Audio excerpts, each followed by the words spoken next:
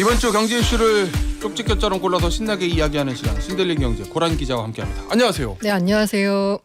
고 기자가 들고 온 첫 번째 뉴스. 물론 역시 당연히 트럼프 대통령 관련된 뉴스겠죠. 네, 주간 트럼프입니다. 네, 네. 트럼프 대통령을 빼면 경제 뉴스가 없어요, 요새. 네. 한미 관세 협상 스타트.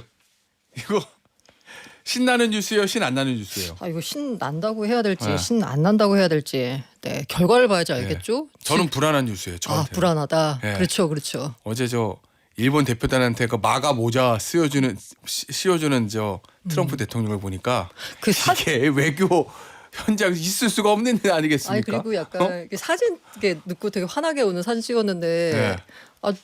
약간 너무 슬프더라고요. 아. 그 웃음이 약간 예. 그래도 이 사람이 그 우리나라 치면은 경제부총리잖아요. 예. 그래서 최상목 경제부총리. 어허. 거기서 이렇게 환하게 웃고 사진 찍었다고 생각해 보면 한국인 예. 입장에서는 조금 그렇죠. 기분이 좀 나쁠 것 같아요. 이게 웃는 게 약간 예. 웃는 게 아닌 웃음이에요. 트럼프는 되게 즐겁게 웃고 있는데 예. 일본 강요는 조금 맞아요. 웃어야 된다. 자, 일단 미국이 이제 5개국, 한국, 일본, 영국, 호주, 인도. 네. 그러니까 이제 저 미국의 전통적 우방 플러스 인도 태평양 전략에서 제일 중요한 국가들 이 5국가랑 먼저 한다는 거잖아요. 네, 지금 맞습니다. 우선적으로. 그런데 이번 주에 이제 지난주에 일본 했고 이제 우리나라 차례입니다. 네네. 이 양국의 재무통산 장관들이 동시에 참여하는 2+2 형식.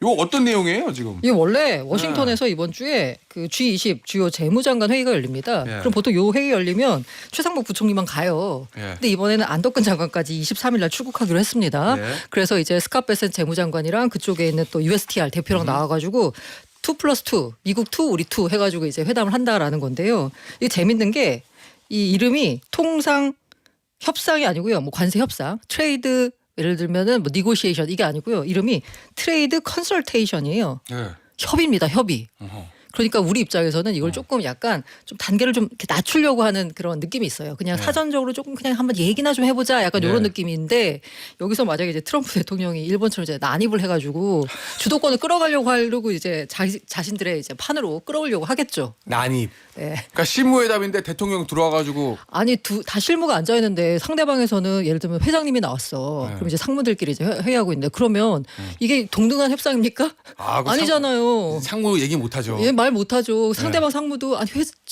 회장님인데 이거 어떻게 말을 하지? 약간 이런 느낌이 들잖아요. 예. 사실 그냥 있어도 사실 우리가 약간 조금 약간 을 느낌이잖아요. 사실 예. 미국과 비교했을 때. 근데 그 자리에서 저 가버부 갑이 나와가지고 저기서 저러고 있으면 예. 말 제대로 하겠어요? 그런 일이 이제 우리도 벌어질 수 있다라는 점이 좀 우려가 되고 있어서 예. 우리는 실제 이걸 최대한 좀 많이 낮춰서 일단 아직까지 90일에 우리에게 유예 기간이 있잖아요. 아직 좀 많이 남았고 게다가 우리 입장에서는 좀 약간 핑계라고 하기엔 좀 그렇지만 어쨌든 이게 최고 의사결정을 하기가 조금 애매한 상황이다. 그렇죠. 라고 예. 이제 어쨌든 6월 3월까지는 좀 어떻게 좀 우리 좀 봐달라는 그 뭔가 명분을 세울 수 알겠습니다. 있으니까 컨설테이션이라는 말을 이제 꺼냈습니다. 킥오프 미팅에 상대방 회장이 나와가지고 도장 치자고 그러는 거잖아요 지금. 비유 완전 좋네요. 그죠? 네. 예. 어쨌든 그러면 이제 그래도 또 트럼프 대통령이 난입해가지고 뭐 이것저것 얘기할지 모르니까 우리도 뭐 준비를 해야 될 거 네, 아니에요. 맞습니다. 그러니까 준비할 게 우리가 미국한테 줄 수 있는 거. 네. 그 다음에 다른 거 뭐래도 이거는 꼭 지켜내야 되겠다는 우리의 최후의 방어선 뭐 이런 거 있을 거 아니에요. 네. 뭐 있어요? 일단 이게 논리적으로 설득이 통할지 모르겠지만 어쨌든 이게 외교기 때문에 그래도 명분이 있어야 되잖아요. 우리가 갖고 가는 명분은 대외경제정책연구원이 예. 상호관세 낮추기 위해서 협상할 수 있는 의제로 5가지를 제시했는데 이거 상당히 저는 약간 설득력이 있더라고요. 아, 그래요? 첫 번째가 뭐냐면 2020년 한국 무역적자 비중이 32.9%예요. 근데 지난해 우리 대미 무역적자가 그 최대였거든요. 역대 최대였어요. 예. 그래서 24년 기준으로 하면 상호관세율이 확 올라갑니다. 예. 근데 이걸 만약 최근 4개년, 최근 5개년 하면은 낮아져요. 그러니까 이거를 시점을 어떻게 잡느냐. 야, 우리 24년에는 좀 약간 우리가 너무 특별한 일이 많았기 때문에 그런 거지. 원래 평균으로 따지면 그렇게 높지 않아. 예. 라고 하면은 이게 상호관세를 조금 낮출 수가 있습니다. 그래서 이제 만약 21년 기준으로 하면 15.4로 낮출 수 있어요. 우리가 25%인데. 예. 근데 이렇게 해서 좀 낮추자라는 거고 말 되잖아요. 두 번째는 품목 범위를 조정하자. 왜냐면 철강, 알루미늄 품목관세 있잖아요. 예. 이거 상호관세에서 빼자. 예. 그래서 이 품목을 빼고 나서 상호관세를 다시 계산해 보니까 상호관세가 19.5% 아하. 줄어든다라는 거고요. 예. 세 번째가 대미 투자로 인한 수입액을 배제하자. 이게 뭐냐면 우리 그 미국이 대미 무역 적자를 지는 이유 중에 하나가 뭐냐면 우리나라 기업들이 미국에다 공장을 짓잖아요. 그 공장을 짓기 위해서 여러 가지를 수출해야 돼요, 미국에다가. 야, 그거 사실상 보면은 그게 우리가 수출한 거냐? 니네 나라에 공장 만들려고 우리가 투자한 거지. 요거는 빼달라. 라는 요구입니다. 이거 말 되잖아요. 그럼 상호관세를 한 20%까지 낮출 수 있다라고 합니다. 그리고 미국산 LNG 확대. 아까 적자가 문제라고 했잖아요. 그럼 적자 규모 줄여줄게. 우리가 미국에서 사올 수 있는 거 우리가 뭐 대두를 사오겠어 못 사오겠어요. LNG 사올 수 있거든요. 요거 많이 사올게. 예를 들어서 카타르와 장기 수입 계약이 지난해 종료됐대요. 이 물량이 492만 톤인데 이거 전부 미국산으로 바꿀게. 라고 하면 역시나 상호관세율 23.6%까지 좀 더 낮출 수 있다라고 하고요. 그다음에 미국 내 현지 생산한 거 예를 들면 현대차나 이런 우리 기업들이 가가지고 야, 그럼 빼줘야지. 우리 기업이 거기서 생산한 거니까. 라는 식으로 전략을 세운다라는 건데 우리의 입장은 뭐냐면 트럼프 대통령이 자기의 그 트루스 소셜에다 밝힌 게 뭐냐면 우리나라를 약간 그 원스톱 쇼핑이다라는 표현을 썼어요. 그래서 저는 약간 외교관계 약간 쇼핑이라니요. 라는 표현을 쓰는데 아무튼 원스톱 쇼핑이 뭐냐. 이게 단 방위비 뭐 이런 거 다 묶어 한방 해결하는 원샷에 끝내자는 거잖아요. 근데 우리는 이걸 경계해야 됩니다. 무역과 지금 관세 문제와 방위비 분담금 협상 이거는 이제 분리하자라는 거죠. 근데 지금 트럼프의 전략은 방위비를 무기로 이거를 방위비에 대해서 많이 내면 우리가 관세 깎아줄게 이렇게 나간 거거든요. 그 대외경제연구원에서 했던 그 우리의 전략 일종의 전략이라면 전략. 우리 저 고란 기자가 이거 진짜 말이 되지 않습니까?라고 좋은 얘기예요라고 설명해 주셨지만 문제는 맨 앞에 했던 얘기 뭔지 기억하시죠? 논리적으로 설득이 가능할지 모르겠지만 아무리 좋은 얘기를 해도 트럼프 대통령이 난입해가지고 나 싫은데?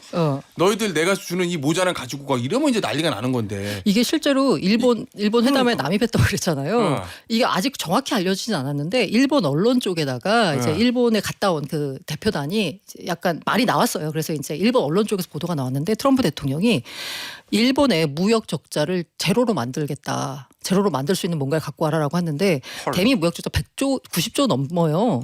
이거 어떻게 제로로 만들어요? 이게 사실상 불가능한 요구를 했다라고 볼 수 있거든요. 깡패 아니야 이 정도 되면? 이런 식으로 우리나라한테도 뭔가 이런 요구를 할 수 있다는 건데 대표적인 이제 방위비 협상이요. 지금 한 12억 달러인데 요거 20억 달러, 아니 100억 달러로 높이겠다라는 거거든요. 그러니까 9배 높이겠다는 거예요. 100억 달러면 한 15조쯤 되죠. 15조 이거 어떻게 내? 지금 1조 5천억 되는데 지금 15조 내라는 거예요.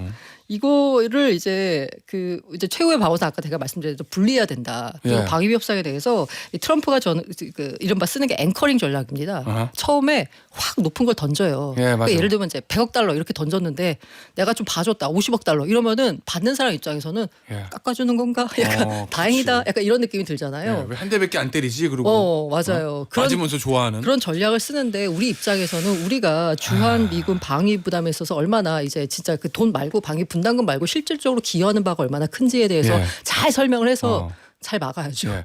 아니 우리 언론에서 그런 거 주문이라기보다 얘기한 적 있었잖아요. 어차피 일본이 먼저 하니까 우리나라랑 일본이 처지가 상황이 아주 비슷하기 때문에 일본 하는 거 잘 보고 눈치 보고 뒤따라가라 이런 얘기 했었는데 이게 아까 5개국 말씀하셨잖아요. 그 스캇 베센트가 뭐냐면 빨리 올수록 우리가 잘해줄게라고 했거든요. 근데 이 얘기를 이제 뒤집어 보면 미국이 그만큼 급한가라는 거예요. 왜냐하면 이제 생각보다 중국의 저항이 셉니다. 잘 많이 버티더라고. 잘 버티더라고. 그러다 보니까 미국 입장에서는 성과를 내야 되잖아요. 근데 성과가 중국과는 날 일이 없잖아요.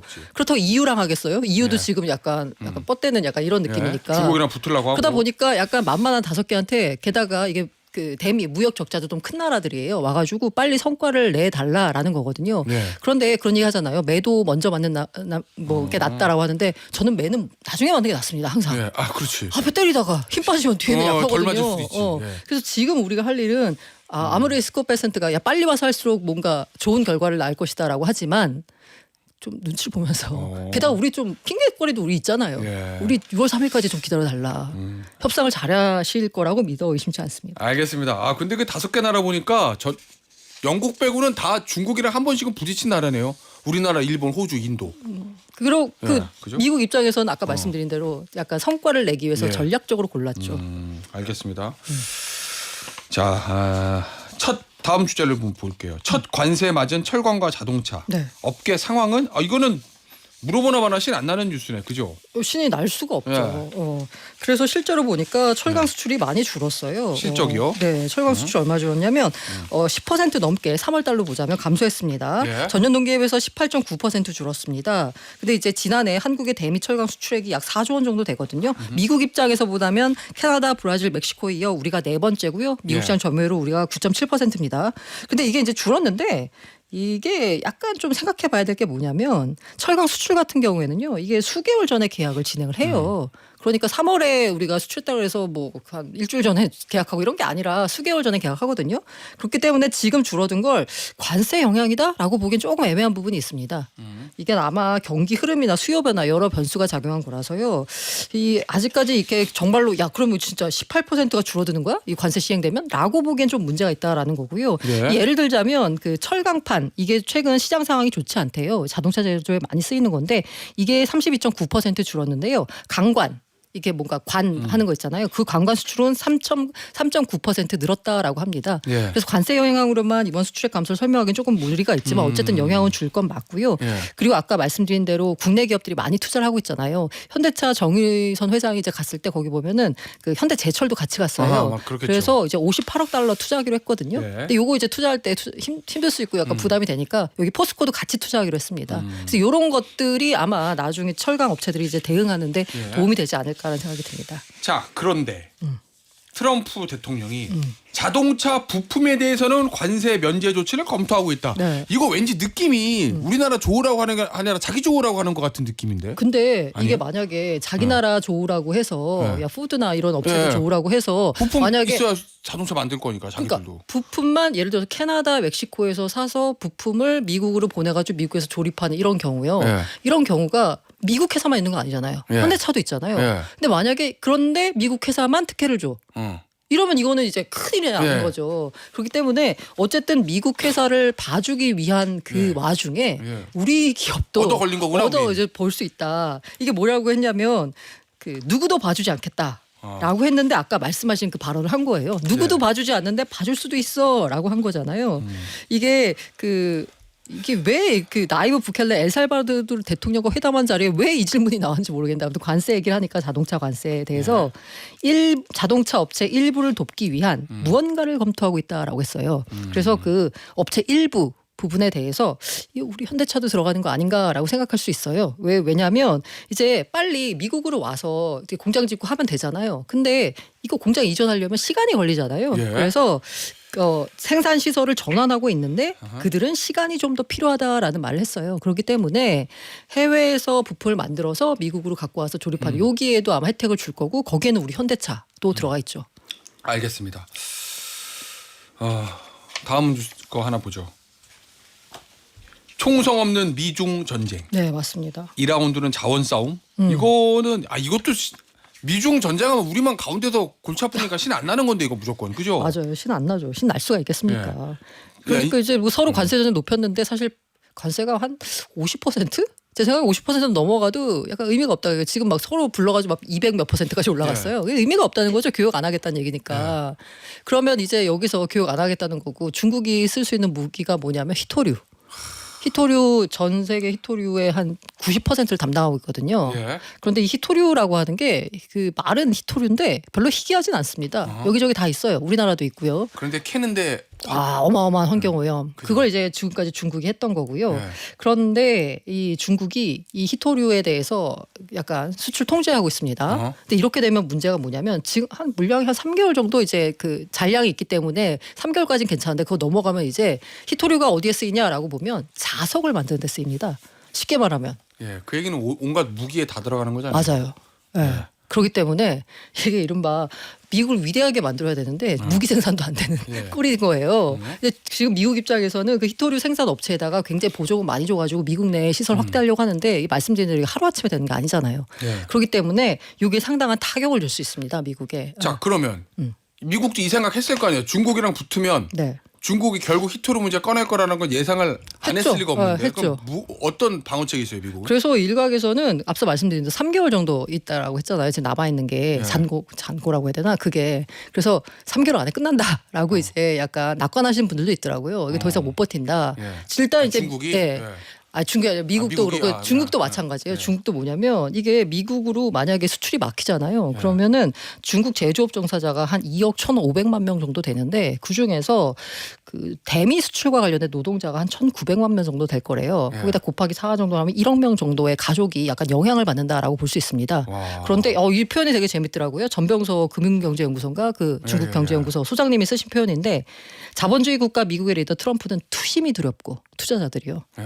사회주의 국가의 리더 시진핑은 민심이 두렵다. 야 재밌네. 미국은 투심, 예. 그 중국은 민심이에요. 민심이 뭐냐면 먹고 살 길이 없으면 당장 이 불만이 이렇게 올라갑니다. 예. 중국이 5% 성장을 항상 강조하잖아요. 예. 그 이유가 뭐냐면 매년 쏟아지는 그 대졸자가 1,200만 명이에요. 이 1,200만의 대졸자를 소화하려면 5% 성장을 달성을 해야 되는 거예요.